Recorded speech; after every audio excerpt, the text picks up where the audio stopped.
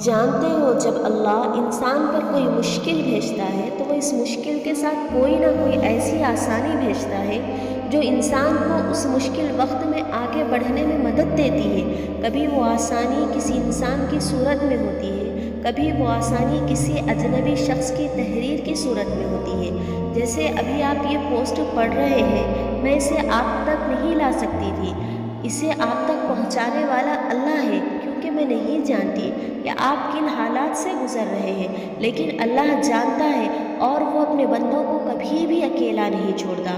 بے شک ہر مشکل کے ساتھ ایک آسانی ہے، اور اللہ بڑے حیرت انگیز طریقوں سے کام کرتا ہے جنہیں تم کبھی نہیں سمجھ سکتے۔ یقین رکھو جسے تم اپنا اختتام سمجھ رہے ہو وہ ایک حکم سے تمہارا آغاز بنا سکتا ہے۔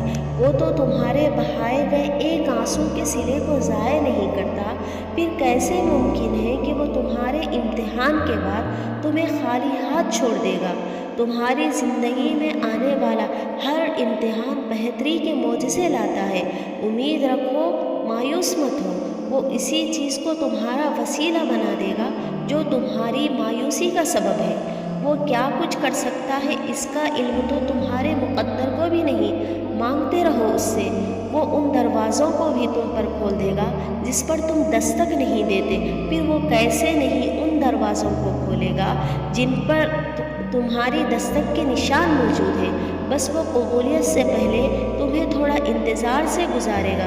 تم یہ سوچ کر دعا مانگنا نہ چھوڑ دینا کہ نتیجہ اب تک نہیں آیا، کیونکہ وہ آزمائش اسی کو دیتا ہے جسے وہ چن لیتا ہے، اور جن دعاؤں کو تم ناممکن سمجھ کر مایوس ہو جاتے ہو، اصل میں وہی دعائیں تمہیں اللہ سے ملوانے کا سبب بنتی ہے۔ تمہارا رب تمہاری ہر خاموش دعا کو سنتا ہے، وہ اپنے بندے کو بہتر سے گزار کر ہی بہترین سے نوازتا ہے۔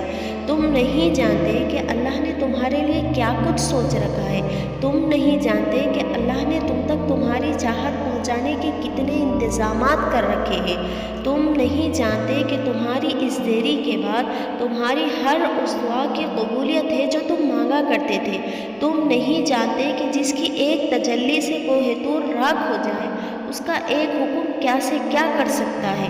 تم نہیں جانتے کہ تمہارے خوابوں کو پورا کرنے کے لیے اس نے کیسے تدبیریں تیار کر رکھی۔ تم نہیں جانتے کہ تمہیں توڑنے میں ہی اس نے جوڑنے والے سبھی راز چھپا رکھے ہیں۔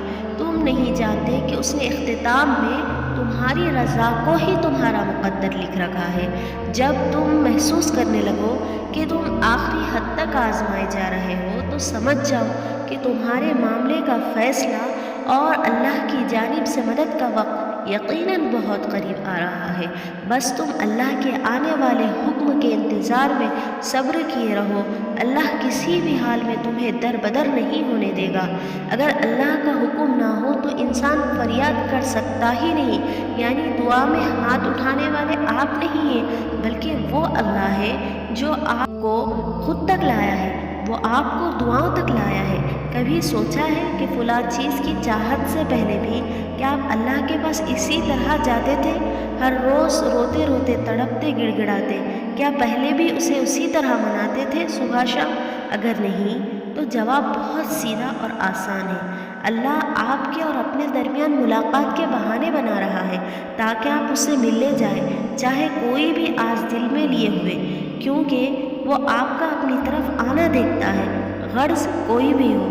کیا پتہ کہ اللہ نے تمہارے اس صبر کے بدلے وہی کچھ مقرر کیا ہو جو تم اس سے مانگتے مانگتے نہیں تھکتے، جس کے لیے بار بار اللہ کو مناتے ہوئے تمہارے لب نہیں تھکتے۔ تو پھر امید رکھو، کیونکہ اس صبر کا صلہ قریب ہے۔